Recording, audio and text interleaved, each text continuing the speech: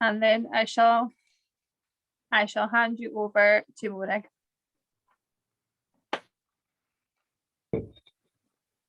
Hey, I've got a big thing up saying this meeting is being recorded. It's blocking Yep, everything out. you're being recorded. Yeah, I can't see anything though because of it. You can click it or something. Got it? You can click it off or something. I'm not sure how. Okay. There should be a thing there, Morik, saying got it. Eh? There should be a thing there saying got it. If you click on that. There's no got it. This meeting is being recorded by continue. Oh, continue. I'll just, there we go. You know, sorry about that, folks. Okay. Pisken Ma Karsten, thank you for joining us on this, our 4th Skye Book Fest Zoom. The author we're meeting tonight is Raymond Moore. Nowadays, a registered nurse manager living and working in Dammam on the east coast of Saudi Arabia. He was born and brought up in Glasgow, but his teenage years were spent in Trotternish in the north end of Skye. And he tells us all about this in these 2 books, The Linnecrow Years and the Skye Story. And The Road to Uig. This, he says, was due to his great granny, the esteemed traditional singer Annie Arnott. She it was who said, let the boy stay, when he didn't want to go back to Glasgow after the summer holidays in Linnecrow. She had a big effect on me too, without ever knowing it. My dear friend Margaret Bennett, who I see has now joined us, is with us tonight as part of the Annie Arnott effect. But more of that later. If I can get a word in edgeways, I'll tell you the story about that. The questions people always ask authors are, how did you start? How did you get published? So over to Raymond to begin by telling us all about that. Welcome, Raymond. Over Thank you. Thank you. And just like to say thanks to the organisers for inviting me, because it's a real honour and it's my first book festival. I will try not to bore you. Before I start, I'd also like to say thanks to the group members of Facebook groups, Skye and Lochaushe Memories and Something Skye. Without both of these groups, I wouldn't have had the encouragement to have actually started making an effort to write my a couple of books that I did. So thank you to them. My old man, Big Jerry, who I dedicated the first book to. There you see him there in the picture. That was probably my first visit to Skye, probably 1965, most probably. He'd been sick over the last year. He'd been having palliative care at home, and sadly he passed away a couple of weeks ago. You know, I dedicated the book to him. Obviously, he was still here, and I was happy that he got a copy of the book and he could flick through the pages. He was never a big reader, but at least, you know, he had that, and it was a big influence on my life. He was a musician, played bass guitar, loved country music, and was well known in the country music scene. And I'm talking American country music, not folk music. He was a big character on that scene in Scotland. So really, you know, I just wanted to kind of mention him because he was our dad, and he was, to me, my sister and my brother, he was a brilliant dad, and he passed away. He had a good life. He was just a day before he was 81, and he lived probably the life of 3 people. So, you know, he did have a good life, and he enjoyed his life. And I'm hoping, he was a massive Hank Williams fan, so I'm hoping that wherever he is, he's with Hank and they're kicking it back in some bar in the Skye and enjoying themselves. So it's just my dad. Love you, Dad. So Jerry, my dad, loved Skye. So I just have to give you a bit of the backstory so people can understand. I'm in my castle here, so I feel at home. My mum's mum is from Linnecrow, Katie Mackenzie, and she got married in Glasgow. She had 3 kids, my mum and her 2 sisters, and kind of a tradition that some of the family stayed in Linacro. My Aunt Annie, who lives in Linacro now, stays in, she lives out in the big house now. My Aunt Annie and my Aunt Margaret, they both went to school in Comure. They lived there for years. And then when they all came back to Glasgow, it was a thing for all of us, the cousins, we would go for summer holidays. And that was the, obviously that photo of me and my dad, that was the first time that we'd went. And then we started to go for only a couple of weeks. And as we got a bit older, me and my sister started spending the summer holidays there. So whatever it was, 6 weeks. Me and my sister Angela. So I think 1975, that was the first summer that we got dropped off by my folks, and they left us there, and we were there all summer. Summer of 76, for some reason, I'm not quite sure why, but for some reason I didn't go, and I remember I was totally heartbroken because I've been looking forward to it all year, and getting away from Glasgow. I lived in Springburn in north of Glasgow, and just getting away to the countryside and getting away to Skye, it was just something magical for me. So when I was told that I couldn't go, man, I mean, I was really upset. Anyway, what can you do? 77 came around, and my sister didn't want to go. I think my sister might have started working then, or she was taking my sister's been in the same job for 40 years. So she may have taken her weekend job then, and she didn't come. So I went to Skye on my own. First time I went on the bus myself, Wallace Arnold bus. And that was the summer that I didn't come back. I stayed. And through a series of events, I know in my book, I go into quite a bit about, the reasons. I talk about this bike stealing and stuff like that. And of course, these were all kind of like, had a part to play in why I stayed there. But I mean, really, it was, I mean, I was determined. I wanted to live in Skye. I mean, I loved it. I really loved Linacro. I'm not saying that, just living with my great aunt and my great granny was brilliant all the time, but I had my friends there and taught score. And so I just really loved it. And I was very lucky. Even though as Morag mentioned, my granny eventually was the one that said, let him stay, but we got into a bit of trouble that near the end of that summer. I won't go into details just in case there's any lawyers. But we got into a wee bit of trouble, and I mean, really, any other time that would have been it. There would have been no chance I would have been able to stay. But luckily, my granny said it was okay, and that was it. So I started Portree High in just after the summer of 77.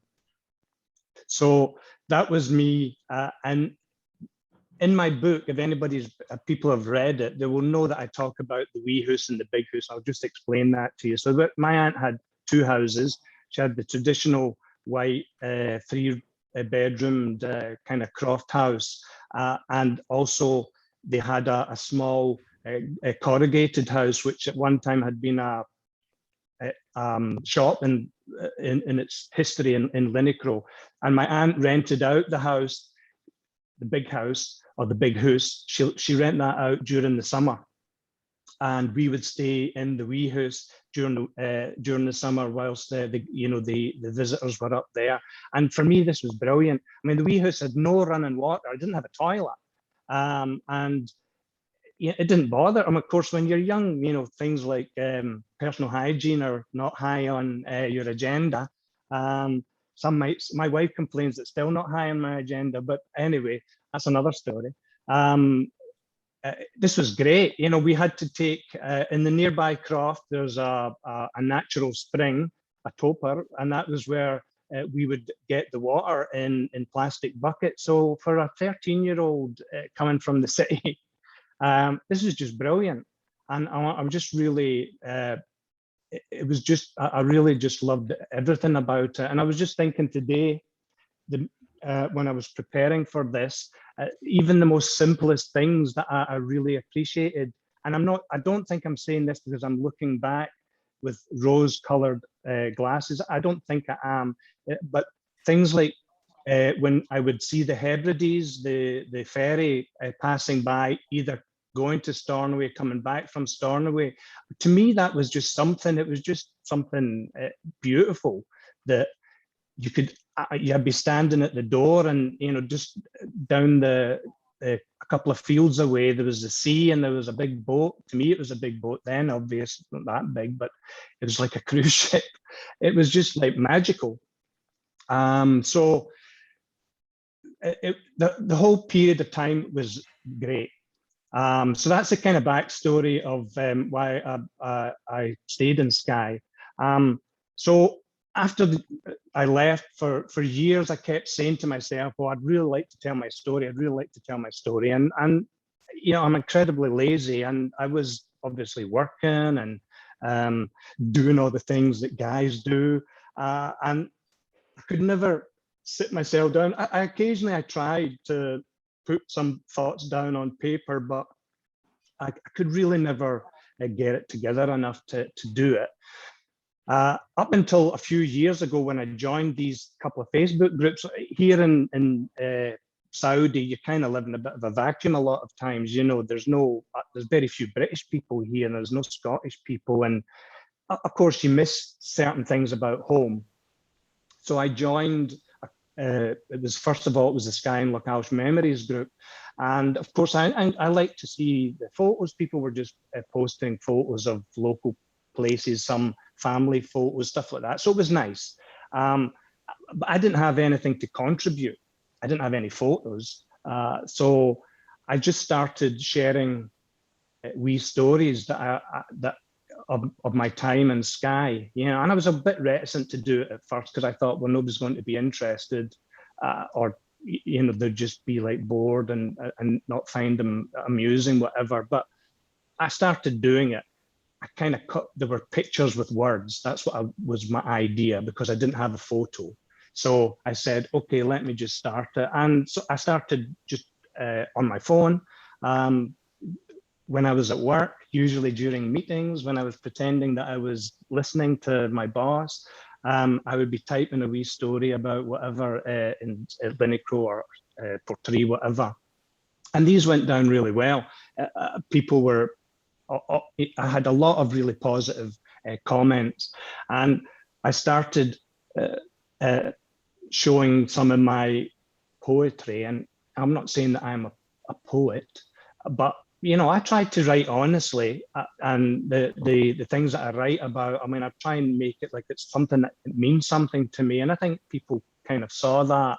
It doesn't have to be the world's best rhyming poem for people to kind of like appreciate. And a lot of people had the same experience as me. A lot of people on these Facebook groups were like me. They were away from home, and they just like to be reminded of when they were, younger. And even people who were older than me, some people younger than me, they all had the similar experience of Skye in the late 70s, early 80s. It's quite different now than it was then. And people who, Maura will know, Donald will know what I'm talking about.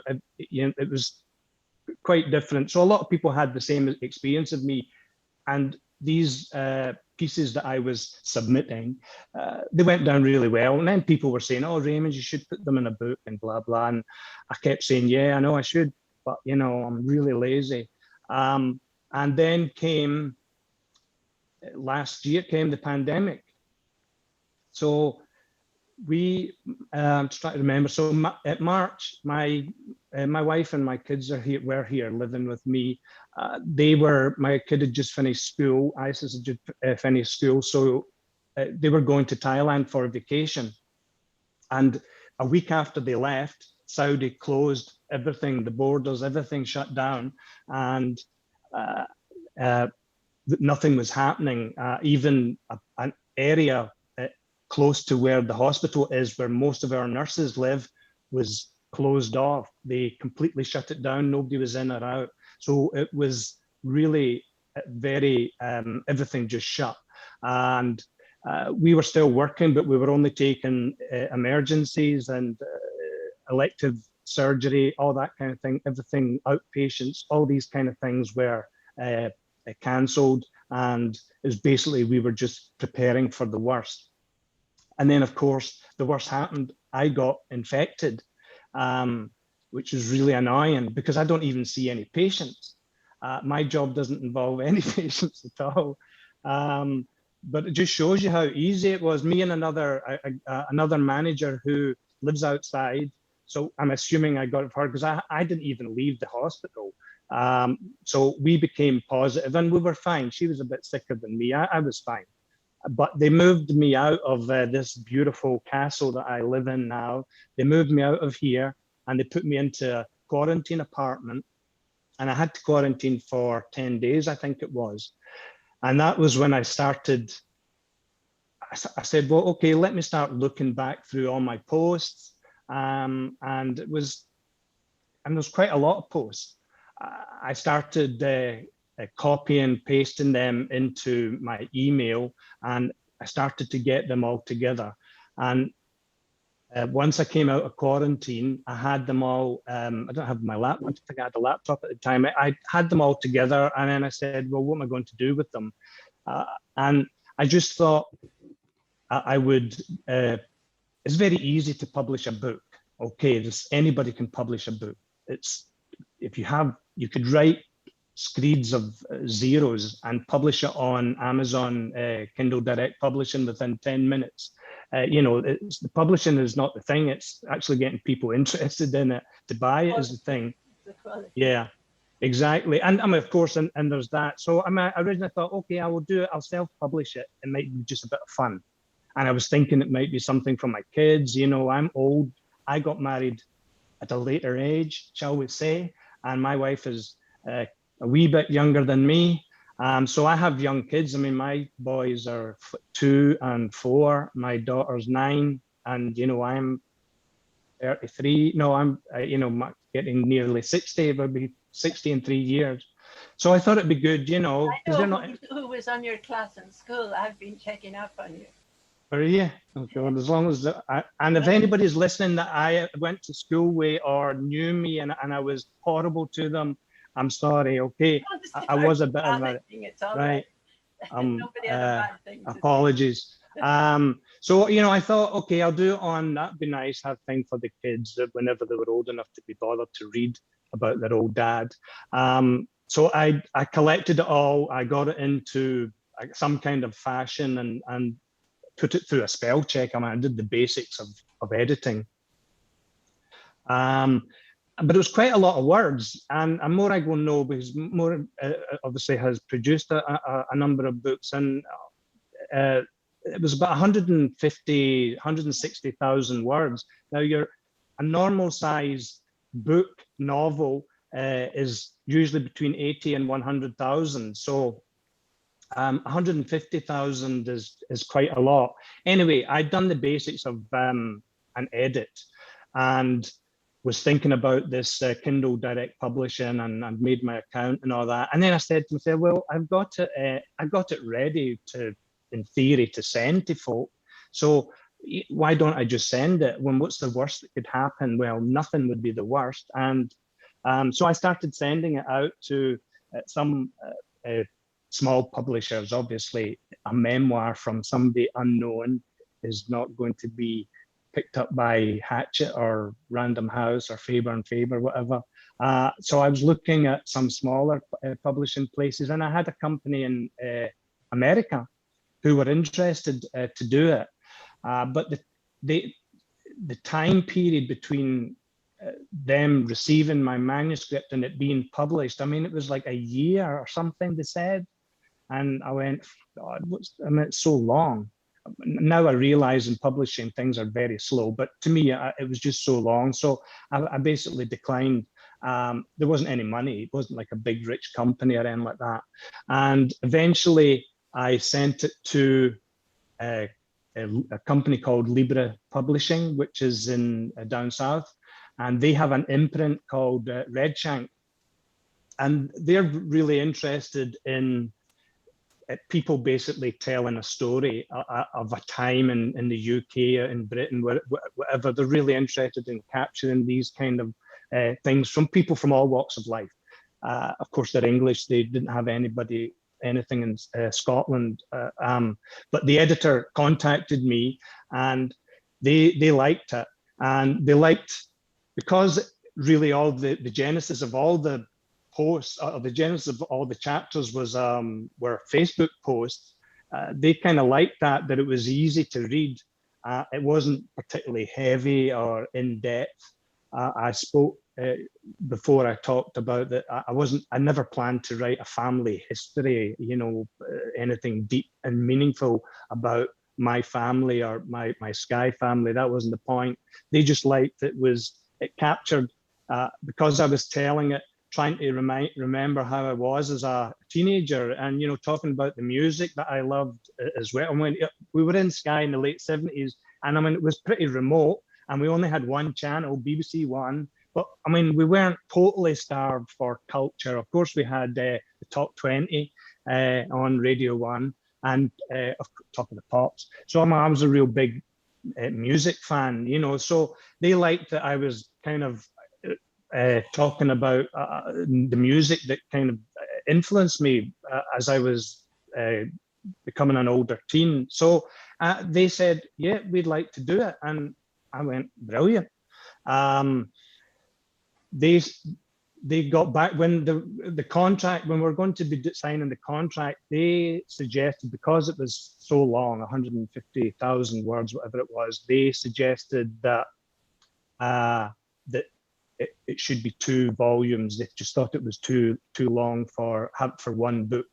And for me, 2 books sounded better than one. So I said, yeah, no problem. And because my time in Skye there was 2 distinct periods for my time in Skye, it kind of made sense. And so my editor, Steve, who's I obviously never met, but been in contact all the time, we went through about 3 or 4 months of editing. I mean, it was really, I learned a lot. I mean, it's really worth it. I learned a lot. And look, my book is not perfect. Even when I'm reading some of the stuff now and I'm saying, oh my God, I wish I'd written that a bit better. Or, there's some poems where I wasn't really sure about punctuation in poems. And I've changed the way that I write poetry now, which is, I don't have much. I saw that. It's like a development. You see a sort of development through. I've just started using less punctuation, because I'm just not sure where it should go. It's difficult, So fewer words too, so you got a bit more succinct in the second. Yeah, exactly, and no, and totally. That's when you first start off again with writing stuff, you tend to write too much, and you tend to write like stuff that it just shouldn't be there, and you don't really see that obviously with more experienced writers. So I've kind of learned, and him being an editor, so we spent 3 or 4 months. It was just going back and forward, the chapters going back and forward, and of course them being English, there was some Scottish words, there was some Gaelic words, and there was some words that I just made up. I thought your glossary was great. I had to have a glossary in mind. So, but that was Steve that suggested it, and to keep it like funny, try to be funny, So and it worked like really well. A lot of people have commented to me that they liked it, but of course they were all English. The proofreader is English, so there was a lot of toing and throwing until eventually I just said, that's it. I mean, I can't read it anymore. I was so fed up, like reading about. Raymond, I'll jump in at this point for the story and give you draw breath for a minute, and then we'll hear a clip of Annie Arnott singing. Excellent. I'm going to jump in, as I said, with the Annie Arnott effect. I was head teacher in a week, primary school, opposite we've got the picture there, just above the folly. My view was of that folly as well throughout my teaching life, and we put it on the badge of the school because it's a very significant thing in Uig. So I was in Bunskall, Uig from 84 to 85, a few yards up the hill from Uig Hotel, which features in your book, Raymond. But you'd left Uig by then. Environmental studies was an important part of the curriculum in those days, and it took in everything from religious education to singing to maths to everything. I knew very little about Uig when I started there, and I just took great delight in learning it with children and learning from the children, and singing was my greatest delight. So I set about looking for local songs, and I found 4 lines of Bra Uig in a foreword to a Marjorie Kennedy Fraser collection.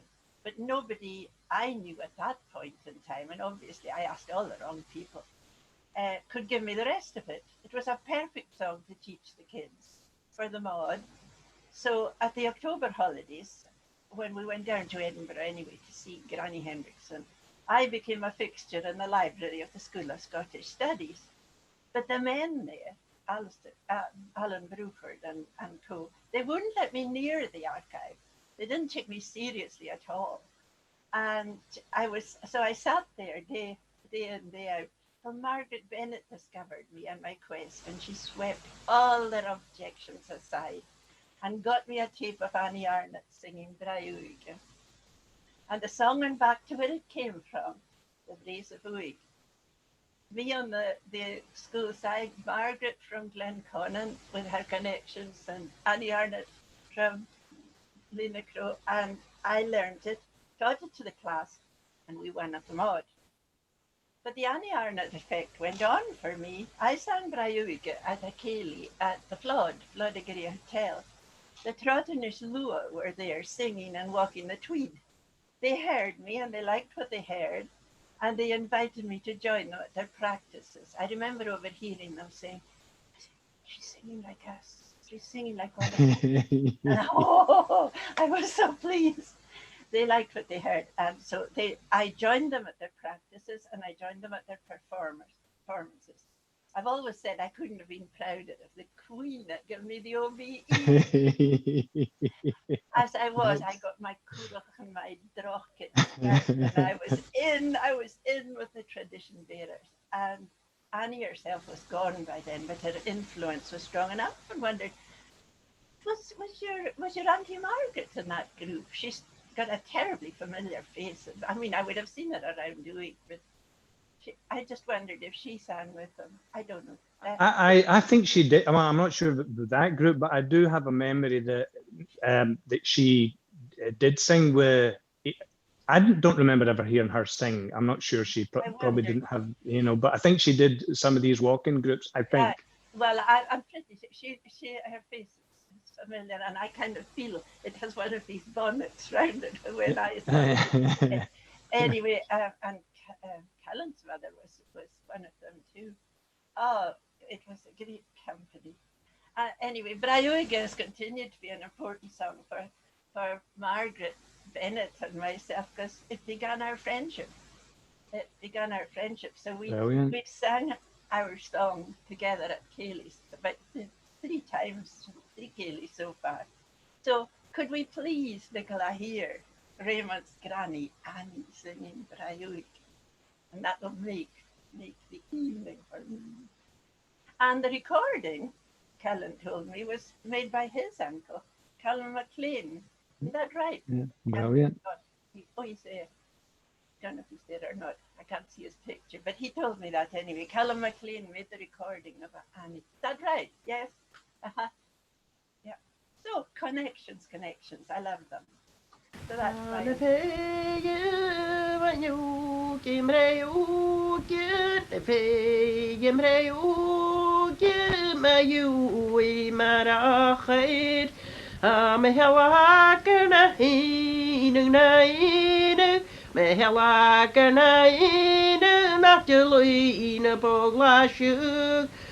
de groge na lonje, de groene loon, had de groene loon, slioken en asu. Ha me hawaken a heening, nijning, eining. Ha me hawaken a heening, dat je leine boglasje. Yeah, yeah. It's weird. I mean, I think it was in the 1950s, maybe that was recorded. I'm not sure if that one was, but a lot of the ones that are available online were, I think, 54. And it's when I listen to them, it's just like she was still like sitting in her chair in the wee house, or in her chair in the big house. You know, it's just like she's still here. It's weird when you hear it. You know, it's not like a high quality recording. These must have been recorded on reel-to-reel tapes, I guess, you know, but there's something about it. There's something kind of organic about it that is, you know, really nice. This photo, these two photos that Nicola's shown. The one with the spinning wheel, that is, I think, was taken. There used to be a black croft house at the side of the wee house at some point. There's a caravan there now, and I think that's where that photo was taken from. It's not very clear because that was taken. I think I took a photo of a photo on my phone, so it's not really clear. But when I look at that, my granny looks like my mum's sister, my Auntie Margaret. And the other one I found online just last week. I hadn't seen that one. That was on the website. I think one of the websites, like giving you some information about my granny. And that was the first time if I'd seen that. I don't remember it, but she looks a bit like my grandmother, my mum's mum there. Did you see that Margaret put up that Hamish Henderson also recorded her? Okay. You know, I was talking to Bobby last night. He said that there was definitely somebody came in 77 or something. It could have been 78, obviously before she passed away. He said that definitely somebody came as well because he remembered it. But I mean, I don't remember, you know. But it's just something to have her still floating about across the globe, really, you know. Well, before I wanted to just, before I talk about or try to get on to the second book, I wanted to just say, of course, my great granny and my great auntie Margaret were very important to me, and you know, I loved them both, and sometimes, you know, my auntie Margaret drove me mad. I drove her mad. I was going to say you probably did. Sometimes she used to lock me out, you know, and she'd be sitting in the living room knitting, and all the doors would be locked, but she would always leave one of the windows open so I could climb in the window. But the, you know, so but another family in Totscore who were very, very important to me, the McInnes family, and there's a couple of pictures, Nicola, the old buttock and his wife, not that one. I can't remember what number it is. Yeah, that's it. Yeah, so this is the one in the middle is Archie and Duncan, who are my friends. That was them a wee bit younger than before 77. The mother and the father are obviously there, and the big brother Norman, who's the sharp-looking guy in the suit. Oh, they're a massive family. There's a lot of sisters, and they were just really important to me. I mean, without them, I don't think I would have survived in Linnecrow for the years that I was there, really, because I spent a lot of my time in Totscore, and me and Archie and Duncan were the ones hanging about, and the Johnny McInnes, the old butter. I don't know what age he would be in that photo, but he was young in that photo. He never looked young. He was always he always looked kind of like ancient, and he was like tough. He had bad hips, and he was always walking about with two walking sticks, and but his bark was worse than his bite. You know, he had that kind of like look about him that you were a wee bit scared, but really there was something in his eyes. He was kind of like quite soft guy. I was more scared of the mother, actually. She was very tough as well, but without them and without that family, really, I mean, they had such a huge influence on my life, and I'm still in contact, albeit loosely, with Duncan's wife, Fiona, and their sons on Facebook. So I kind of like, you know, I just, and it was her that sent me the photos actually when I'd asked if she could give me some photos for the book. Thank God, I mean, because obviously I didn't have any photos. So really, I just wanted to kind of mention them. So obviously there's 3 books. The Lineker years deals with 77 till about 1980. And by that time I was 16. Can't really exactly remember what happened, but anyway, I had no plans to kind of stay on at school. It was just it wasn't something that was in my mind. I don't know, you know, I'm not particularly academic, although I loved school, and I really did love going to Portree High every day. I mean, I hitched even when the school bus couldn't make it up because there was snow. I hitched to school because, you know, I really liked going there, and obviously not because I liked to study. It was just far better than being stuck in with my auntie, you know. So there I would be hitching it when the school bus didn't make it. But you know, I really enjoyed school, but of course I enjoyed it for the company and the fact that there was like girls. So that was, but I never planned to kind of, I didn't really think about studying particularly hard. And I think my aunt was fed up really with me. I won't go into details, and I don't go into a lot of details in the book, really. I was just obviously, I was a teenager and I was underage drinking and blah, blah, whatever, you know, the usual stuff. I didn't do anything particularly like bad. I didn't set a sheep on fire or anything like that. I don't think I did. But so it was kind of like, it was unsaid, but it was like, yeah, okay, after the summer of, after the summer of 1980, I think it would have been, I would be going home. That was what was kind of the thing. And it just so happened that I'd taken a job at Uig Hotel. I tried for a job the year earlier, but I was too late. And I learnt by my mistake. I was very early getting in, and I went to see Gracie Graham up in the annex of Uig Hotel. And anyway, I got a job there. I was a very important position of pot washer. And that was the first time I ever had a full-time job, and it was a real bloody shock to my system, I'll tell you. And not only did you do obviously things like helping preparing the meals, wash all the pots and pans and stuff like that, you had to make tidy make up the beds, wash the bathrooms, all that kind of stuff. You had to do everything.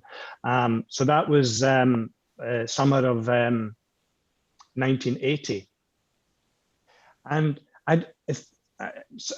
people who may know or remember Gracie Graham, she was a wee bit eccentric, but she was like really lovely, and she had a really good sense of humor. And a lot of people didn't see it, but we used to have this in Uig. So she stayed in Uig Hotel. We were in the main building. Her accommodation was in Sorig, which was up behind the hotels, an annex there. And in the kitchen by the window, there was this old army like telephone, you know, like the ones you wind up. And she had that in her living room, and that was how she kept in contact with the staff, you know. So of course I was always at the sink because that was my job, you know, cleaning the burnt pot. So every time it would ring, it was only ever going to be her. And I would always answer it saying, you know, yeah, ladies' underwear, you know, stuff like that. And she just really liked it. So she was a wee bit eccentric, but she really was quite nice. So throughout that summer, she would speak to me.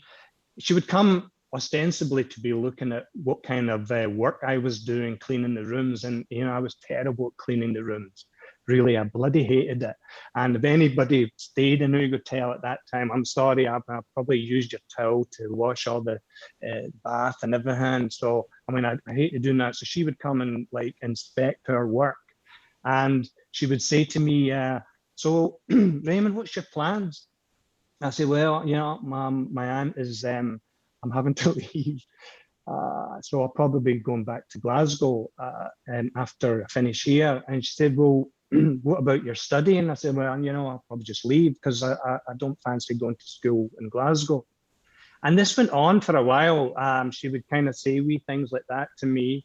And then, I don't know, maybe it must have been the end of July, because it was before the school started again. Anyway, she called me into, they had a wee office in the hotel, and she said,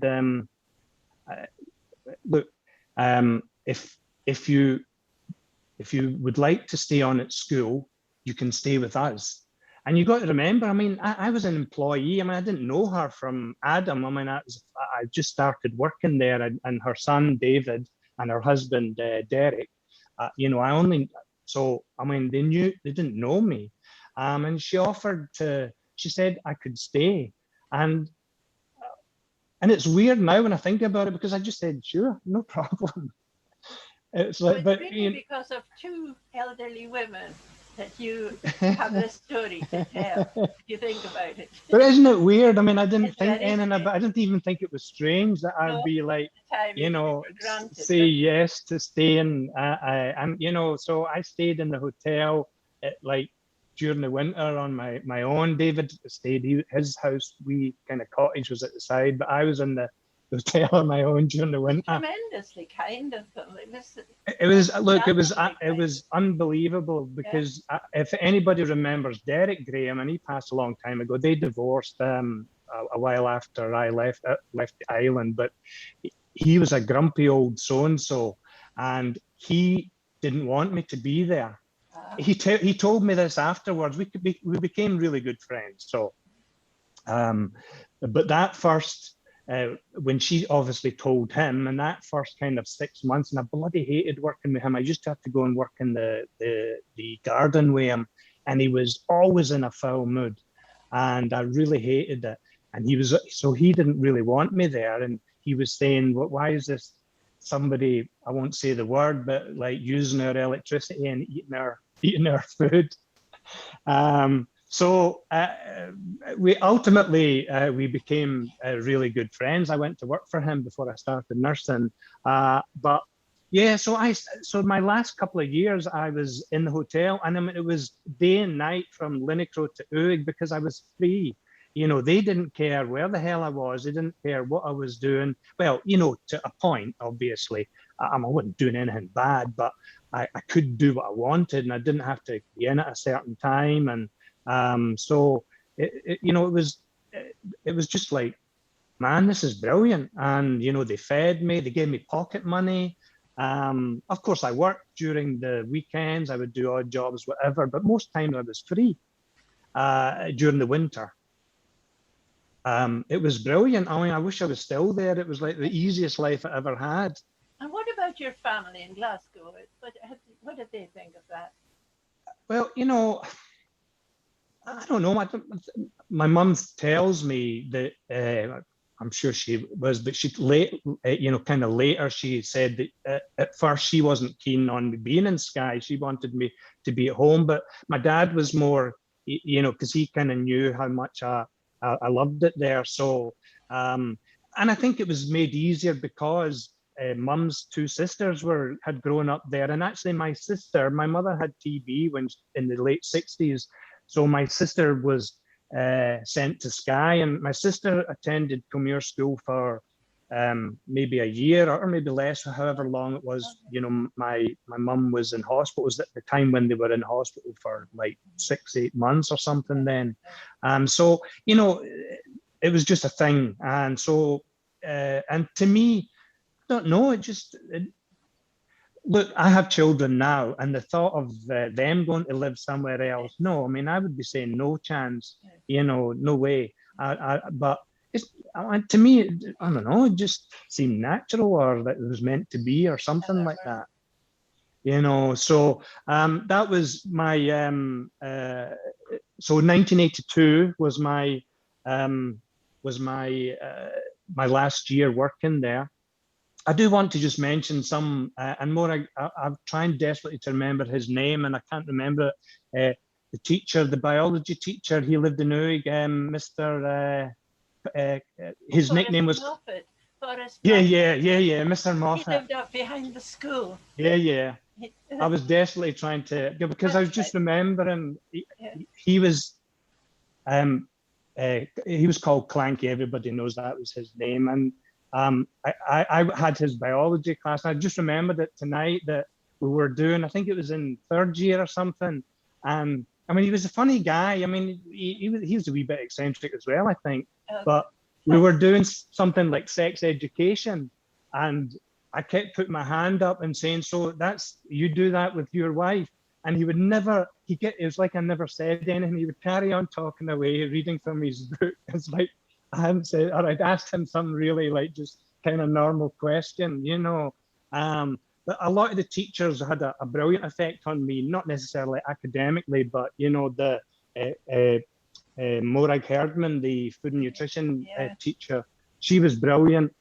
John Norman MacDonald, my English teacher, he was brilliant. He's still going. I was in contact. Really kind person. Dave Shipman, you're kind of like and Dave Shipman, who was I think my last English teacher when I was doing higher English. He was brilliant, brilliant teacher. But he's brilliant actually because he was pretty relaxed, you know. And there was Mr. Marshall, of course. There was. They're just they all had an effect on me, and even the ones that I didn't know that well. I wasn't really. I took chemistry, so Mr. Oddbod, Mr. Is it Robertson? Neil Roberts. Yeah. I was in his class, and I wasn't in any of the, like Mr. I wasn't smart enough to be in any of like the headmaster's class or Mr. Ross, the assistant head's class, and like that. But they all had an effect, a positive effect on me, and just in my life. I never had a bad day at school. When I say that, and I mean it, it's not that I didn't have. Well, I was never bullied at school. That was great. I don't remember ever thinking, oh, I don't want to go to school, or I want to leave here, I want to go back to Glasgow. Not once, So I was lucky, and I know that other people didn't have that experience in Portree. I mean, people have even, commented, like maybe they think I'm on drugs or something like that. And, it's just for me, that was my experience. And the other person I just want to mention briefly was our long-suffering bus driver, John Nicholson, who drove the service bus from Duntulm to Portree. Because we made his, I must have really annoyed him many times. Nicola, there's a photo there with me in the bus. Somebody sent me if you can show. Raymond, there's we're a photo. going to have to open it up for questions. Okay. So. Sure. Yeah. Anybody have any from my castle in Saudi? Does anybody have anything they want to ask? this is the point when everybody suddenly goes, no questions. It's always the trouble. No questions? Well, carry on where you were with the bus driver then. Yeah, no, I just want to mention him because, you know, he was long suffering, and we really annoyed him a lot of times, you know. One of the best, funniest things, and that's one of the pictures, is me and my pal Peter. Our sentence, our punishment was by Mr. Roger, was we had to sit behind the bus driver for like 6 months. And, you know, it was, and we thought it was going to be a real nightmare because everybody carry on, you went down the back for the carry on, but actually it ended up being really funny because it was a service bus. It wasn't a school bus. It had, you know, people doing their shopping and stuff like that. So I just wanted to mention old John because There's your picture on the bus. So yeah, that is that. There's another one when I had with my uniform on. Let's see. Oh yeah. So I don't know about that guy with the underwear. So the one there, with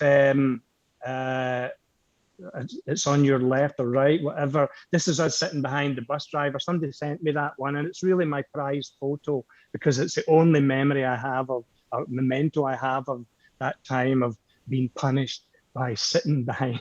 So that was Portree High School. You never got the belt. I never got the belt once. You know, I saw one person. You did? You know, I saw one person in all my time there. I saw one person get the belt.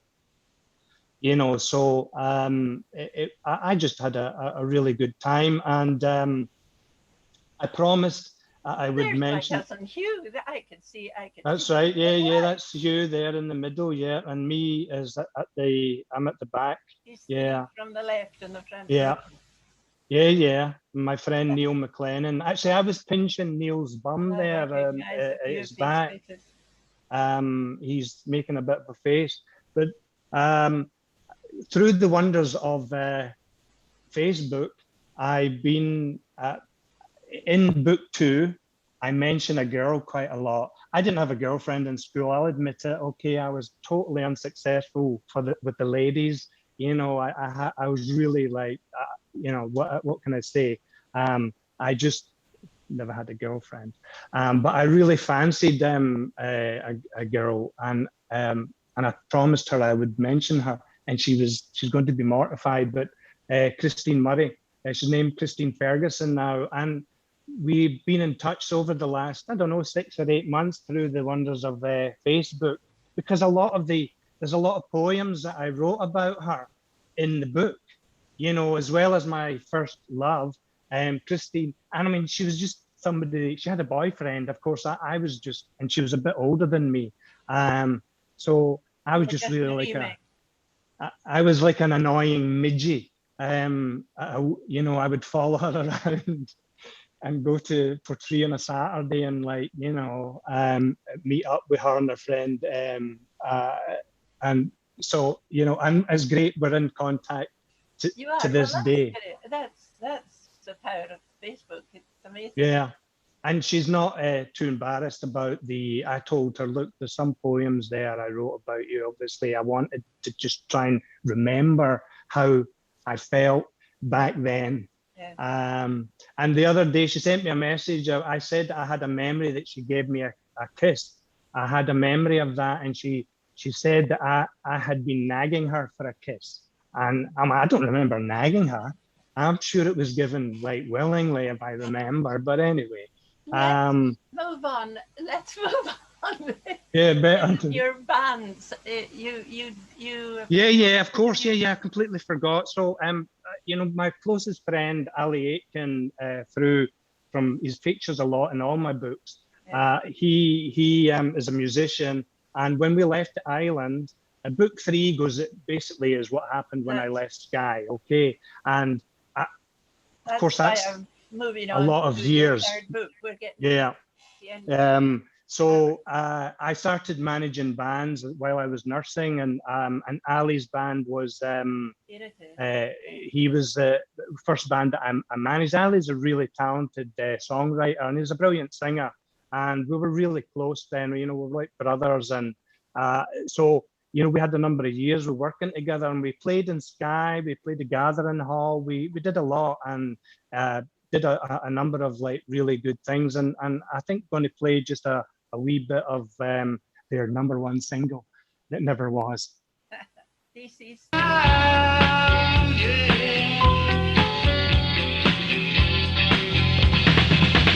Shake it in, shake it out, shake it up, shake it all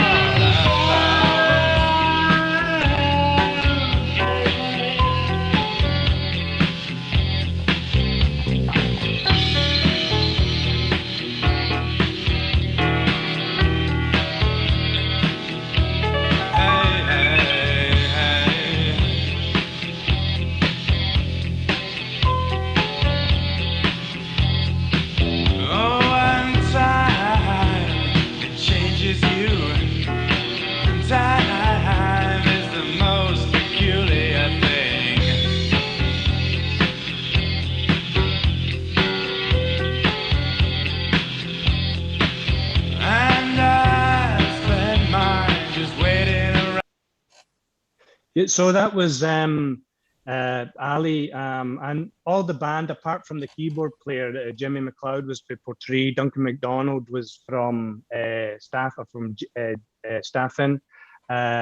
from Dagan's in Staffin, and I'm still in contact with Duncan more than Ali, although I'm still in contact with Ali. He doesn't really do Facebook that much. So we worked, I started working with a lot of bands. So I go in book 3, kind of, there's a lot to cover in book 3. So, it's not only my nursing and working with bands. I went on to manage some other bands, and we started a record label and stuff like that.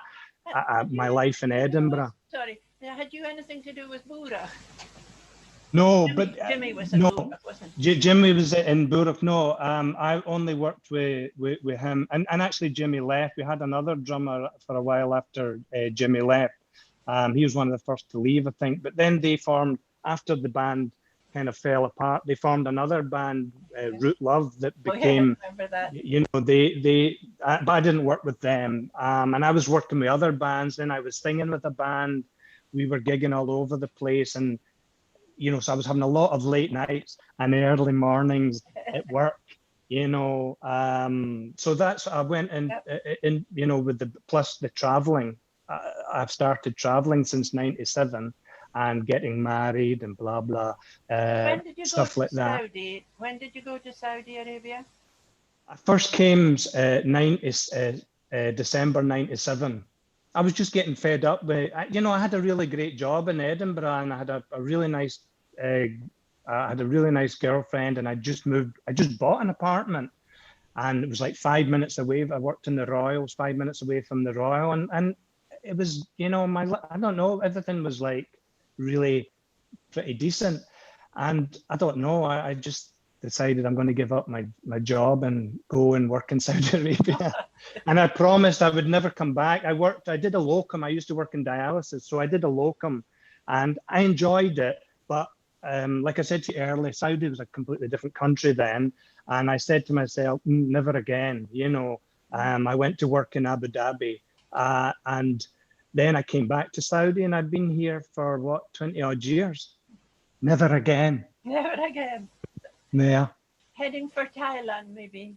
And, look, of course, here, everything happens for a reason. I'm not a particularly religious person, but, I do believe that things do happen for a reason. And I ended up staying, and I had a girlfriend here for a long time. We fell apart, and then I met Janya, my wife, and I never thought, I had no plans ever to even visit Thailand. So I was so lucky to meet her, and I tell the story. I won't go into it, but and now I have 3 kids, which is far too many. So if anybody wants a kid, I have one. You can have. He's quite cute. Just now, though, aren't they? You've given birth to all these boobs instead of. Anyway. So yeah, that is it. And now I'm on my, I'm working on my first novel now. There's no stopping is- you, is there? Talk about You know, once I keep saying it's the corona has unleashed something in me, you know, after having the infection. So I'm really, and the book, the novel does have a Skye, and it starts in Skye and kind of ends in Skye, and it does involve music and it does involve nursing, but it's not in any way autobiographical, although it might be allegorical. And if anybody reads it, I'm just going to say one thing about it. I would be very embarrassed, Morag, if you read it. Okay, so I'll promise Right. not to then. right. Well, you can never read it if it gets published. You can never read it What's because it you'll never called? look What's at. it called? It's called, and it's named after a song. Okay, it's called "Sex and Drugs and Rock and Roll and Nursing." Oh, yeah. And nursing. And nursing. Yeah. Oh, it So, looks like that. maybe Maura, that can will I, see can the I ask light. you a wee question? Sure. Here we got a question. Whee! Well, thank you very much, Raymond. Alan. That's really interesting. It's more a request than a question. Raymond, could you read an extract from your book, one of your books? Thank you. I was good. He was supposed to be good to do that. Honey, but I forgot just happen about to it. have in my castle and here just handed me. So I'll just read this wee bit, and if I fluff it, don't worry about it, because you know I'm English. Well, no, English was my only good subject at school. I'll just read a passage from it's called Great Granny. As far back as I can remember, when our school summer holidays were coming to a close and it was time to leave Linacro for Glasgow, it provoked the same reaction from my dear old great-grandmother, Annie. Upon our departure, we would say, "We'll see you next year." And she would be crying her eyes out, tears formed in her sad Highland eyes, and she would respond, "I probably won't be alive next year." This went on for years. I mean, that's what I remember. This went on for years. Probably this was said to my mother and her sisters when they left Linacro. My granny was a good age when she went on her last journey. Born in 1887, she lived through 2 world wars, spending the Second World War in the second city of the empire. Although some people say it's not the second city of the empire, but what changes she must have seen in her 92 years of life, both in Glasgow and in Skye. If only she had documented those experiences, I think they would have made a right riveting read. We're lucky though. She may be long gone, but because of her singing talents and her ability to remember many old traditional Gaelic songs, they recorded her voice for the audible delectation of future generations. Her singing can be heard online or purchased as part of the Edinburgh School of Scottish Studies Gaelic collection. My memory of her singing was when her voice was less strong, but not her desire. She would sit in the wee hoose corner in her great granny cardie, giving it Gaelic loudie. My sister and I would join in and try to do our Gaelic best. I still hear these songs in my head and consider myself lucky to have been related to such an important traditional mouth music torchbearer. Many years have gone under the water, but her memory remains fresh in my mind. I recall the many times I would draw her ire by pulling out her wallies as she slept. So that was elder abuse, elder abuse. Wow. Why? Because we only had BBC One. There was nothing to do. I would pull out her top set when it slipped from her sleeping jaw. She was a real character whose personality was twice as large as her 92-year-old frame. Her selective deafness and refusal to wear her hearing aid was a source of frustration and laughter for many of us. And I know she always heard what she wanted to and filtered out the rest. Oh. Yeah. So, yeah. Oh, well. I'm available for Thank you. like weddings and funerals, okay? Well, thank you very much, Raymond. Thank you very much indeed. And all the best with sex and drugs and rock and roll and nursing. I'm going to need it, and you can't read it, okay? I can't read it. No. Okay. No, thank you. Thanks to everybody for taking the time to tune in, and thanks for inviting me. I mean, it's been brilliant. Oh, I think we're going to finish with one of your own poems, Raymond. Do Okay. you want to introduce Lucky it? you. Yes, this is me. And rather than reading it live, I have a podcast, and this is called The Marrow of Me.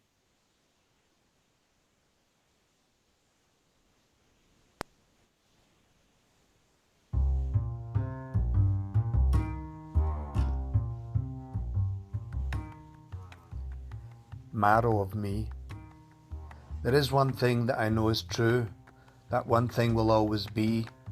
The hill, the heather, and mud underfoot. Skye is in the marrow of me. When I wake up to the sun's morning light, when I close my tired eyes at night, the minch, the passing place sign, and the green of the big hoose's trees, Skye is in the marrow of me. Golden eagle soars above Linnecrofank. Fresh toper water rushes cold to the sea. Tote-score rain wet and fun-filled. Skye is in the marrow of me. The heb bursts at Uig Pier daily. My bike and me are running free. The rush of the wind as I round the hairpin. Skye is in the marrow of me. The rocks of Score Bay, grey and old. Duntilm ruins for tourists to see. The Bialach Road, a void in twilight colour. Skye is in the marrow of me. In an Uig field, love promised by two, cool waves careen on rocks, and screeching seagulls flee. The magical mystery of holding hands in Shiada, Skye is in the marrow of me. Chasing girls and carrying on in the Calais, roaming Wentworth Street in Portree. The high school teachers, frustrating smiles, Skye is in the marrow of me. As my lifelight dims and I breathe no more, take me home to Linnecrow and set my ash free. To float in the fields of hay forever green, Skye is in the marrow of me. Sign that guy up. He's brilliant. that's lovely. Thank you. I thank you from my castle. Thank you very much. It's been brilliant. Oh, well, it's been a pleasure. Thanks, Raymond. Okay, Morag, I'll be in touch. Thanks. Thank you very much, everybody. Thanks, Thank you. Nicola. Thank you as Thanks to well. both of Thanks, you. Donald. Moran. Thank you. And remember, Aicheva. Good night. we Thank have you. our final session next week with Callum Smith, if you've not booked, and he'll be talking about the Black Coolan. Okay. Okay. Thank you, Martin. Thank you, Nicola. Bye-bye. Thanks, Bye-bye. Thanks, Bye-bye. Raymond. Bye. Salam, inshallah.